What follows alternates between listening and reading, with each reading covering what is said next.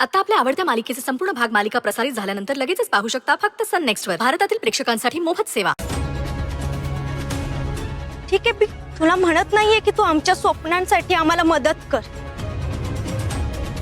पण किमान आमच्या स्वप्नांच्या आड तरी येऊ नकोस.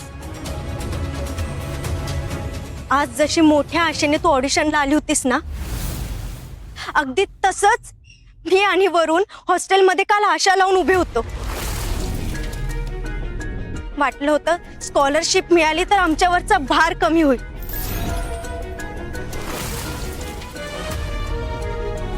पण तू आमच्या भावनांशी खेळलीस. अगं, वरुणचा चेहरा पडला होता अक्षरशः.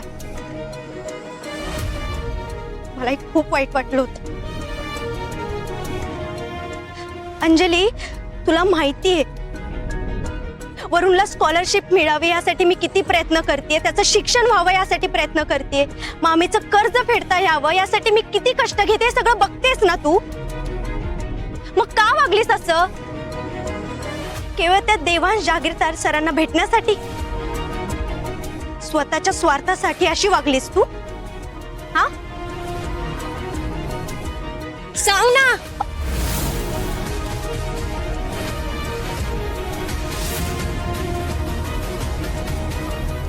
बोल, का वागलीस असं? मला उत्तर हवंय. सई, हात सोड माझा. का दुखतोय? त्रास होतोय? मलाही असाच त्रास झाला होता जेव्हा तू मयूरला लपवलं होतस. तो एवढूसा लहान जीव, त्याला तुला लपवताना काहीच कसं नाही वाटलं ग? बिचारा तो त्यावेळेस कसा असेल, काय हालत झाली असेल त्याची. तो खोलीत होता पण जीव माझा अडकला होता अंजली. आणि हे असं करताना तुला काहीच नाही वाटलं? अंजली, तुझ्या हे अशा वागण्यामुळे माझी नोकरी जायची वेळ आली होती. शाळेत मला मुलांचे पालक किती बोलले, आणि हे मला फक्त तुझ्यामुळे ऐकून घ्यावं लागलंय. अंजली, का वागतेस असं?